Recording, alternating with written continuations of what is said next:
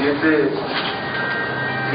பார்த்தோம் ஜனாதிபதி அவர்கள் இந்த யூனிவர்சிட்டிஸ்ல லெக்சரர்ஸ் 650 பேர் ஷார்டேஜ் ஒன்று இருக்குது. இலங்கையில ஃப்ரீ எஜுகேஷன்ல படித்து வைத்து வெளிநாட்டில் வேலை பார்க்கிற எல்லா யூனிவர்சிட்டி டொன்ஸ்மாரையும் உடனடியாக நாட்டுக்கு வர சொல்லி ஒரு வரவேற்பு கொடுக்கிறார். இந்த நாட்டில் யூனிவர்சிட்டி டொன்ஸ்மார் இலங்கையை விட்டு போயிட்டு மிச்சம். ஆனால் அவர்கள் இலங்கையில் திரும்ப வந்தால் அவரோட குடும்பம் இருக்கு, அவரோட காணியல் இருக்கு, அவர்களோட டுவல் சிட்டிசன்ஷிப் கிடைக்குது. உங்களுக்கு எல்லாரும் நாங்கள் அன்றைக்கு மீடியால சொன்னோம், டுவல் சிட்டிசன்ஷிப் 2 பேருக்கு கொடுக்கப்பட்டுச்சு இந்த நாட்டில். ஒன்று கோட்டாபே ராஜபக்சேக்கும் பெசில் ராஜபக்சேக்கும், 2 பேரும் அமெரிக்கன் சிட்டிசன். இந்த 2 பேர் டுவல் சிட்டிசன்ஷிப் கொடுத்து இமிகிரேஷன் 2 மணிக்கு திறந்து தான் அவங்களுக்கு டுவல் சிட்டிசன்ஷிப் கொடுக்கப்பட்டுச்சு. அதுக்கு பிறகு இலங்கையில் இருக்கிற யாருமே டுவல் சிட்டிசன்ஷிப் இல்ல. அதுக்கு ஒரு கமிட்டி, டுவல் சிட்டிசன்ஷிப் உள்ள கோட்டாபே ராஜபக்சே தலைமைக்கு தான் ஒரு கமிட்டி போட்டு அவரை இன்டர்வியூ பண்ணி தான் டுவல் சிட்டிசன்ஷிப் கொடுப்பாரு. அப்ப எந்த ஊர்ல இருந்து எந்த டொன் ஸ்ரீலங்காவுக்கு வர போறோம்? ஒரு டொன்னு வர போறது இல்ல. அவன் வந்து கோட்டாபே முன் நிக்கணும். மிலிட்டரி அட்மினிஸ்ட்ரேஷன் கொண்டாட போறீங்க. அவர் வந்து அவரை இன்டர்வியூ பேஸ் பண்ணணும்.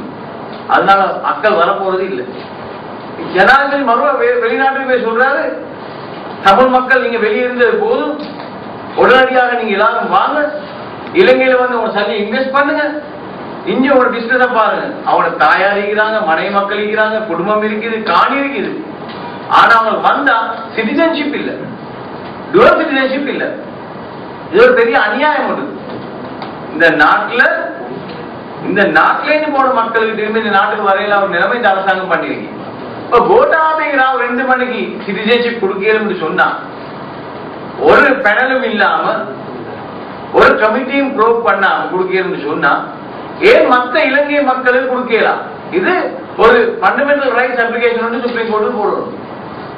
இன்றைக்கு அதுதான் இந்த டுவல் சிட்டிசன்ஷிப் உள்ள ஆட்கள் இலங்கையில வந்து ஒவ்வொரு வருஷமா வீசா எடுத்து முடிக்கிறார்கள். நாங்க உங்களை கூப்பிடுறோம், வந்து இலங்கையில டீட்டெயில்ஸ் தாங்க, நாங்க எல்லாத்தையும் சேர்த்து ஒரு ஃபண்டமெண்டல் ரைட்ஸ் அப்ளிகேஷன் போட்டு உங்களுக்கு ஏதாவது டுவல் சிட்டிசன்ஷிப் எடுத்தாங்க. 2வது, உடனடியாக முல்லைத்தீவுல 500 சிங்கள குடும்பத்தை கொண்டு போயிட்டு இந்த தேர்தலுக்கு முதல் அரசாங்கத்தால ஆமியால போட போறாங்க. இது அரசாங்கம் நினைச்சு கொண்டிருக்கிறேன்னு சொன்னா, இந்த நாட்டில் ஒரு பிரச்சனை இல்லாம எல்லாரும் வாழன்னு சொல்லி இந்த நாட்டுல பிரச்சனை தொடர்ந்து இருந்து வரணும் தான் அரசாங்கம் விரும்புது. 30 வருட போர் முடிஞ்சு திரும்ப போரை ஸ்டார்ட் பண்றதுக்கு 500 குடும்பம் நாங்க கொண்டு போய் போட்டு முஸ்லீம்களுக்கு வேற பிரச்சனையோடு கொடுத்து இந்த நாட்டில் எந்த நாளுமே பிரச்சனை இருந்து வரணும் என்று ஒரு எண்ணத்தோடு தான் இந்த அரசாங்கம் நடவடிக்கை இருக்குது. அதுகள் நல்லா விளங்குது.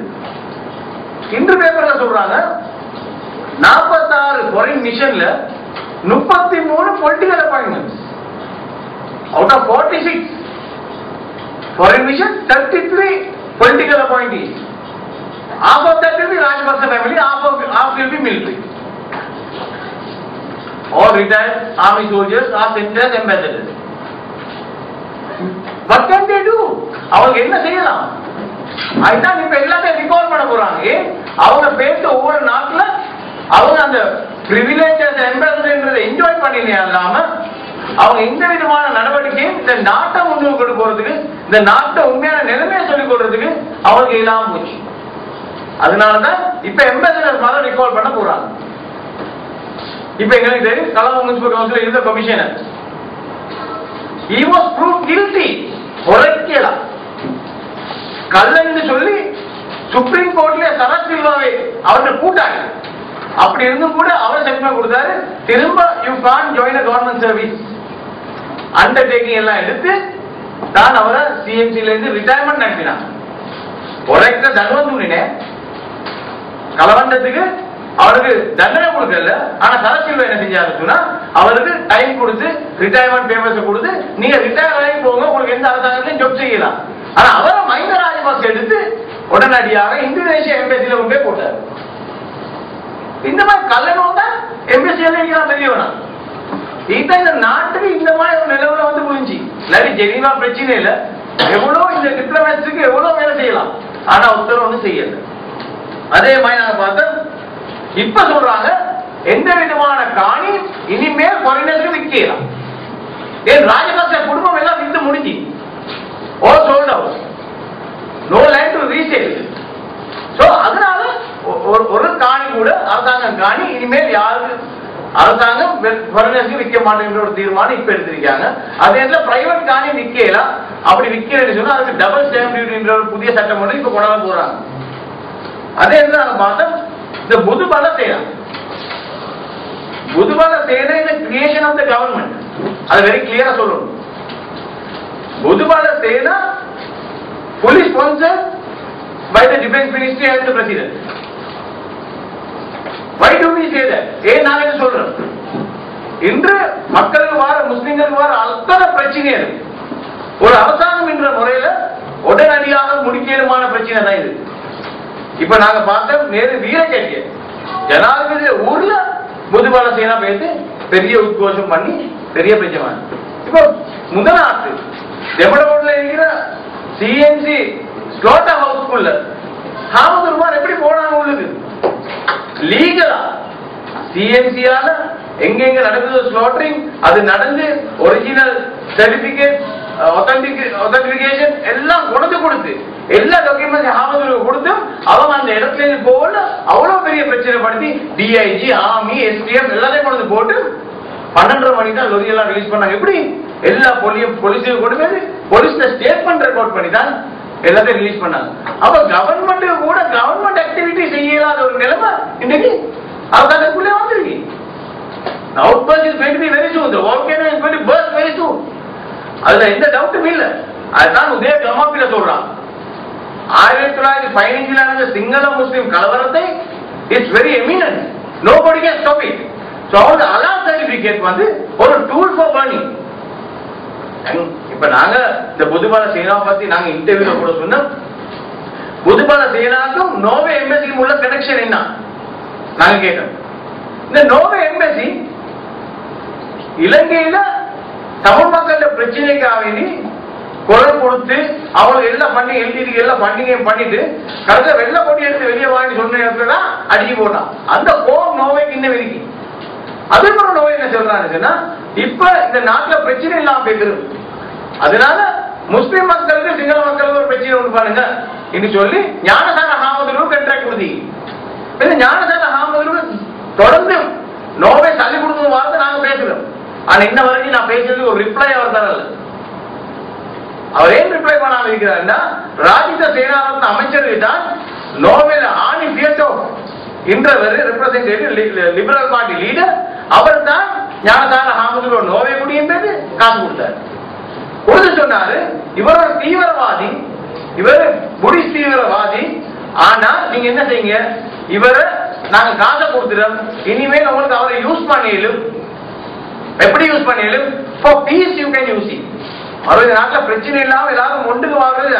அப்ப இவர் வந்து ராஜ்யத்தை மீட் பண்றாரு, ராஜ்யத்தை அவர் செய்து புதிய சங்க சபை அவரு திறப்போம், நாங்க புதிய நடவடிக்கை எடுப்போம், நாங்க இந்த நாட்டுல பிரச்சனை எல்லாம் வாழக்கூடிய ஒரு இடத்தை உண்டு பண்ணுவோம்னு சொல்லி ஞானசார ஹாமது ராஜ்யத்தை சொல்றாரு. அதுக்கப்புறம் ராஜ்யத்தை விட்டு ரவிகருணாநிதியில போறாரு. ரவிகிரை நல்லா தள்ளிய கழட்டி போட்டுட்டு இப்ப பார்த்தாரு ஒன்றும் இல்லை. இப்ப நோவை பார்த்தா ரைட் திரும்ப ஒரு பிரச்சனையை பண்ணி கொடுப்போம், புதிய கண்ட்ராக்ட் கொடுப்போம் தான் ஞானசார புதிய கண்ட்ராக்ட் எப்படி கொடுத்திருக்கி. முஸ்லிம்கள் தான் முஸ்லிம் நாடுகள் தான் அன்றைக்கு ஜெனீவால ஜனாதிபதி மஹிந்த ராஜபக்சே காப்பாத்தி. அதனால இப்படி ஒரு பிரச்சனை முஸ்லிம்களுக்கு போனதா அந்த முஸ்லிம் நாடுகள் உடனடியா கொடுக்கிற சப்போர்ட் ஜெனீவால நிப்பாட்டுவாங்க. நிப்பாட்டினா இந்த அரசாங்கம் பெரிய பிரச்சனைக்கு உண்டாகும். இது இந்த மோட்டு அரசாங்கத்துக்கு விளங்குது, மாடு அரசாங்கம் இல்லாட்டி அமைச்சர் பேசுவாங்க டிவியில வந்து இந்த நாட்டில் ஏன் கொள்ளைகிறேன்னு சொன்னா அப்ப இந்த நாட்டில் ஜனாதிபதி கோட்டாபய ராஜபக்சே அவரை கொள்ளைகிறேன்னு தான் சொல்றான். இது கூட விளங்காத ஒரு அரசாங்கம். அதனால உடனடியாக இந்த மக்கள் இதை ஒழுங்கா விளங்கிக் கொள்ளணும், நிச்சயமாக சிங்க மக்கள் விளங்கிக் கொள்ளணும். 1915 நடந்து திரும்ப நடக்காது. என்கிறா பௌத்த மக்கள் மடையாத இல்ல, புதுபால சேனா தொடர்ந்து சொல்றேன் மே பௌத்த மோட சிங்கல அது நான் அப்படி பேசுறேன். பௌத்த மோட இல்ல, பௌத்த இன்டெலிஜென்ட், பௌத்த டாக்டர் மோடியா, பௌத்த லாயர் மோடியா, பௌத்த மஹிந்த ராஜபக்ச மோடியா, பௌத்த கோட்டாபே மோடியா, இதான் சொல்றேன். புதுவாக எந்த நாளின் தீவிர பௌத்த மோடியா, பௌத்த மோடியா, பௌத்த மோடியா. அவங்க 25-30 பேர் தான் புத்திசாலி, மத்த எல்லாரும் பௌத்த மோடியா. அதனால இந்த மாதிரி ஒரு அநியாயம் பண்ண விடக்கூடாது. சிங்கள மக்கள் புத்திசாலித்தனமா நடந்து கொள்ளணும் நாங்க சொல்லிக் கொடுறோம். அதே நேரத்துல முந்தி ஒரு நிலைக்கு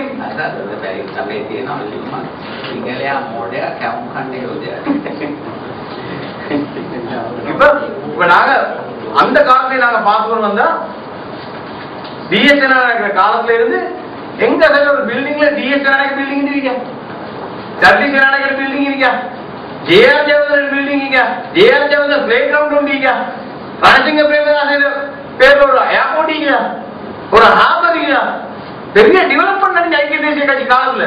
ஆனா எங்கேயுமே எந்த தலைவருடைய பேர் போடல. இது டொய்லெட் கேட்டாலும் Mahinda Rajapaksa toilet, Mattala airport Mahinda Rajapaksa international stadium, Mahinda Rajapaksa international harbour, Mahinda Rajapaksa international airport எல்லாம் மஹிந்த ராஜபக்ச. இது எங்க அநியாயம்? இது பண்டாரநாயகர் பேர்ல அந்த காலத்துல ஸ்டார்ட் ஆகி Bandaranaike airport, Bandara DMIC, Bandaranaike memorial conference hall. இப்ப அத ராஜபக்சேக்கு ஒண்ணு பண்டாரநாயகை மீட் பண்ண, அதனால எல்லாமே ராஜபக்ச. இந்த நாடு எங்க போகுதுன்றது பாருங்க. இந்த ஜெனீவாலைங்கிற பிரச்சனையில வெளியே வரையலாம். போன தரக பேசி ஜனாதிபதி அவர்கள் சொல்றாரு, ஜெனீவால தமிழ் மக்களோட பிரச்சனைக்கு நீங்க என்ன 13 கேக்குறீங்க, நான் 13+ தாரன், 13+ தாரன். அங்க ஜெனீவால பேசுறது டார்ஸ்மன் ரிப்போர்ட் எனக்கு எக்ஸெப்ட் பண்ணிடலாம். இதை உடனடியாக நாங்க ஒருத்தராக்கிட்டு நாங்க எங்களோட ஹோம் க்ரோன் சொல்யூஷன் தான் எல்லாம் நாங்க அதை இம்ப்ளிமெண்ட் பண்ணி உங்களுக்கு தருவோம்னு சொல்லுங்க. போன தரக ஜெனீவால அஷூரன்ஸ் கொடுத்து வந்து இப்ப என்ன சொல்றீங்க? இப்ப நோ எல்எல்ஆர்சி. இப்ப மைண்ட சமாளிக்க போறாரு எம்டி பேக்வர்டு ஒன்றுமில்லை. உங்களுக்கு ஜிஎல்பி தலைமட்டம் தான் இருக்கு. அதை கொண்டு போய் பேக திறந்தா ஜெனீவால அப்செட். ஜெர்மன் எம்பாசிடர் எவ்வளவு பஸ்ல பேசுற representative attack on Navadvijan Pillai is condemning it. இந்த மாதிரி யூஎன்ல வந்து இவர் பேசுறாரு without doing anything. After all the assurance that is given to the UN, they have not fulfilled anything. அதனால இந்த நாட்டுல வார பிரச்சனை யாருக்கும் நிப்பாட்டிடலாம்.